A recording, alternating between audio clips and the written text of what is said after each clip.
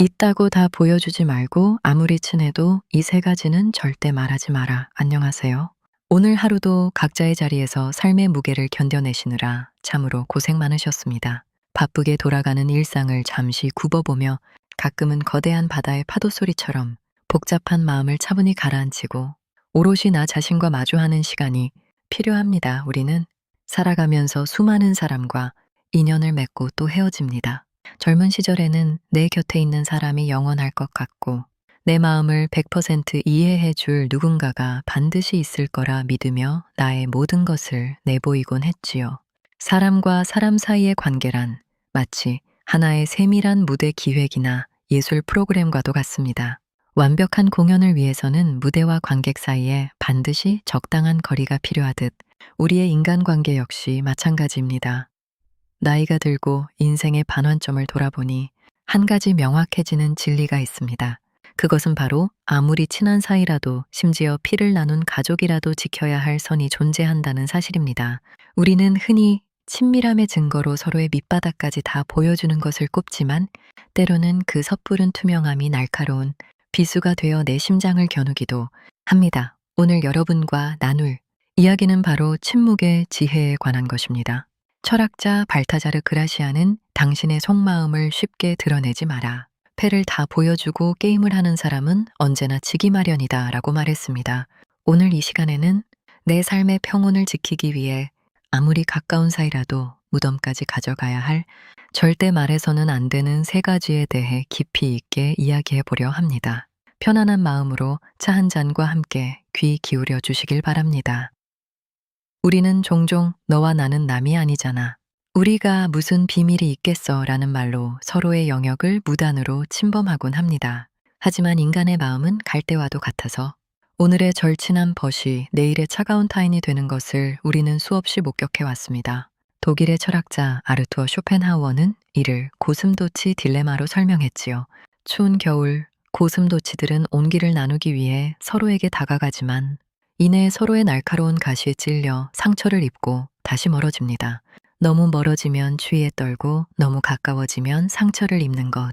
이것이 바로 인간관계의 숙명입니다. 나의 모든 것을 털어놓는 순간 상대방은 나를 온전히 이해해 주기보다는 은연중에 나를 평가하고 재단하게 됩니다. 때로는 나의 솔직함이 상대방에게는 무거운 짐이 되기도 하고 나의 허술함이 상대방에게는 나를 얕잡아 보는 빌미가 되기도 합니다. 그래서 지혜로운 어른은 적당한 거리를 유지할 줄 압니다. 난로의 온기처럼 얼어붙은 몸을 녹여주되 너무 가까이 다가가 화상을 입지 않도록 적절한 온도를 유지하는 것. 그것이 중년 이후 우리가 맺어야 할 건강한 관계의 핵심입니다. 첫 번째, 나이 깊은 치부와 약점은 절대 말하지 마라. 그렇다면 우리가 첫 번째로 감춰야 할 것은 무엇일까요? 그것은 바로 나의 가장 깊은 치부와 치명적인 약점입니다. 사람들은 힘들고 지칠 때 누군가에게 기대고 싶은 마음에 자신의 가장 아픈 상처와 부끄러운 과거 혹은 깊은 열등감을 털어놓습니다. 이 친구라면, 내 가족이라면 이런 내 모습까지도 감싸 안아주겠지라는 간절한 기대 때문입니다. 물론 그 순간만큼은 상대방이 당신의 손을 맞잡고 함께 눈물을 흘려줄 수 있습니다. 따뜻한 위로의 말도 건넬 것입니다. 하지만 인간의 감정은 영원히 고정되어 있지 않습니다. 관계가 좋을 때는 그 약점이 서로를 이어주는 유대감의 끈이 되지만 관계가 틀어지거나 이해관계가 충돌하는 순간 당신이 눈물로 고백했던 그 치부는 가장 예리한 무기가 되어 당신의 숨통을 조여옵니다.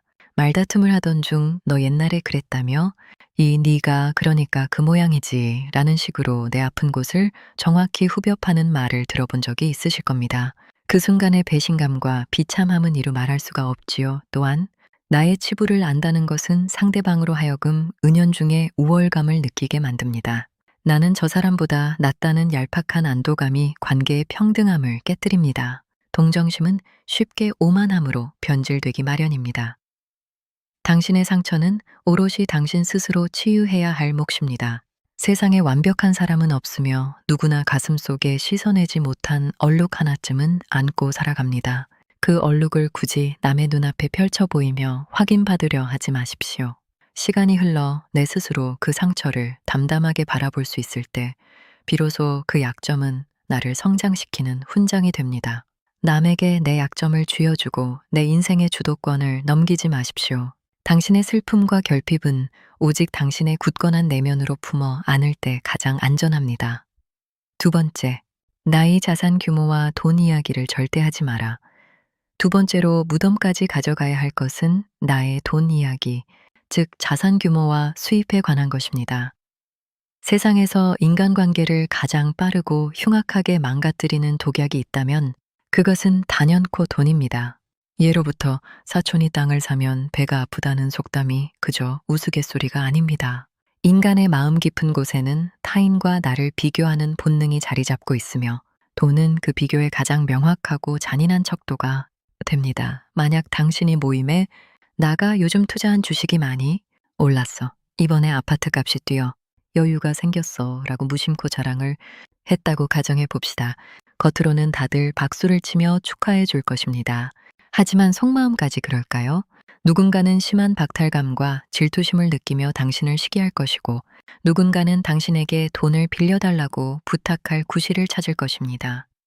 당신이 돈이 많다는 것을 알게 된 순간 사람들의 태도는 미묘하게 변합니다.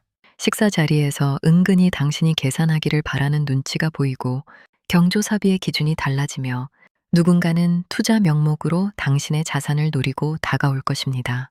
돈을 빌려달라는 부탁을 거절하면 돈도 많은 사람이 매정하다며 원망을 듣고 덥석 빌려주면 결국 돈도 잃고 사람도 잃는 끔찍한 결말을 맞이하게 됩니다.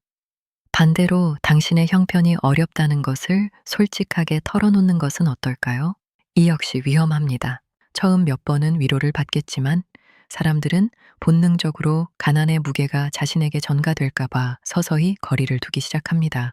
은연중에 당신을 무시하는 태도를 보이거나 당신의 삶에 함부로 참견하고 훈계를 두려할 것입니다. 돈이란 참으로 묘한 것입니다. 있으면 질투를 부르고 없으면 무시를 당합니다. 그러니 내 통장에 얼마가 있든 내 한 달 수입이 얼마이든 결코 입 밖으로 내지 마십시오. 누군가 묻는다면 그저 밥술이나 뜨고 삽니다. 빚 없이 사는 게 다행이지요. 라며 둥글게 웃어넘기는 것이 최고의 처세술입니다. 진정한 부자는 자신의 부를 떠벌리지 않으며 지혜로운 사람은 돈으로 사람을 시험에 들게 하지 않습니다. 조용히 그리고 단단하게 당신의 곳간을 지키십시오. 세 번째, 타인을 향한 험담과 가족 내부의 비밀을 말하지 마라.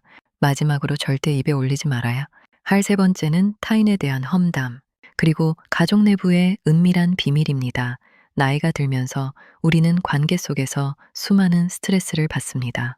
때로는 억울하고 분통이 터져서 믿을 만한 친구를 붙잡고 누군가를 매섭게 욕하고 싶을 때가 있습니다. 너한테만 하는 말인데 로 시작하는 그 뒷담화는 순간적으로 묘한 쾌감을 주고 맞장구를 쳐주는 친구와 엄청난 유대감이 생긴 것 같은 착각을 불러일으킵니다. 하지만 세상에 비밀은 없습니다. 당신의 입을 떠난 말은 반드시 발이 달리고 날개가 돋쳐 이리저리 날아다닙니다. 그리고 결국에는 가장 왜곡되고 흉악한 형태가 되어 당신의 귀로, 당신의 삶으로 부메랑처럼 되돌아옵니다. 내가 무심코 던진 남의 흉은 결국 내 인격을 갉아먹고 나를 언제든 남을 깎아내릴 수 있는 가벼운 사람으로 각인시킬 뿐입니다. 이와 더불어 절대로 남에게 말해서는 안 되는 것이 바로 내 가족의 흉과 비밀입니다. 우리가 애지중지 사랑으로 기르는 자녀들, 딸과 아들을 키우면서도 마찬가지입니다. 부모로서 자녀의 모든 것을 투명하게 공유하는 것이 친근함의 미덕이라 착각하기 쉽고 부부 사이의 은밀한 갈등을 친구에게 하소연하며 위로를 구하고 싶을 때가 많습니다. 우리 애가 요즘 공부를 너무 안 해서 속상해. 우리 남편, 아내가 이런 문제가 있어. 라는 말들. 가족은 나의 또 다른 얼굴이자 나의 가장 깊은 뿌리입니다. 내 입으로 내 배우자, 내 자식, 내 부모의 흉을 보는 것은 결국 내 얼굴에 침을 뱉는 격입니다. 당신이 친구에게 눈물로 털어놓은 남편의 무능함, 아내의 성격 결함, 자식의 방황은 그 사람들에게 영원한 새강령을 씌워줍니다.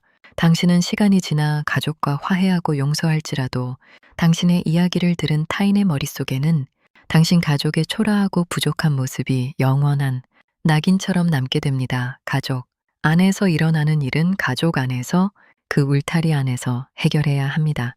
밖으로 새어나간 가족의 비밀은 타인의 안주거리가 될 뿐 결코 실질적인 해결책이 되어 돌아오지 않습니다. 나의 가장 소중한 사람들의 존엄과 명예를 지켜주는 것, 그것이 부모이자 배우자로서 그리고 어른으로서 가져야 할 품격입니다. 입술을 깨무는 한이 있더라도 내 집안에 그늘은 나지막이 덮어두고 묵묵히 빛을 향해 걸어가야 합니다. 결론 침묵은 금이며 고독은 자유다. 자, 어떠신가요? 나이 깊은 치부, 나의 돈 이야기, 그리고 가족의 비밀과 험담, 이 세 가지를 가슴속 깊은 서랍에 자물쇠를 채워 넣어두는 것만으로도 여러분의 남은 인생은 훨씬 더 고요하고 평안해질 것입니다. 인생의 후반전으로 접어들수록 우리는 말의 무게를 뼈저리게 실감합니다. 젊은 시절에는 말을 잘하는 사람이 돋보이지만 나이가 들면 침묵할 줄 아는 사람이 존경받습니다. 내가 한 말은 나를 옭아매는 족쇄가 되지만 내가 삼킨 말은 나를 지켜주는 든든한 방패가 됩니다. 모든 것을 다 보여주고 모든 것을 다 털어놓아야만 좋은 관계라는 강박에서 이제는 벗어나십시오. 오히려 서로의 경계를 존중하고 함부로 선을 넘지 않는 건강한 거리감이 우리를 더 오래, 더 아름답게 함께할 수 있도록 만들어줍니다. 혼자만의 비밀을 간직하는 것을 외로움이라 여기지 마십시오. 그것은 어른만이 가질 수 있는 내면의 깊이이며 고독이라는 이름의 찬란한 자유입니다. 당신은 이미 충분히 훌륭하게 살아오셨습니다. 수많은 풍파 속에서도 당신만의 품위를 지키며 오늘을 맞이한 당신에게 무언가를 더 증명하고 해명할 필요는 없습니다. 그저 묵묵히 당신의 길을 걸어가며 입을 무겁게 하고 마음을 넓게 가지는 것만으로도 당신의 삶은 눈부시게 빛날 것입니다. 오늘의 이 긴 편지가 여러분의 마음, 한 구석의 작은 위안과 삶의 이정표가 되었기를 진심으로 바랍니다. 평온한 밤 보내십시오. 내일은 더욱 당신다운 단단하고 우아한 하루가 되기를 응원합니다. 감사합니다.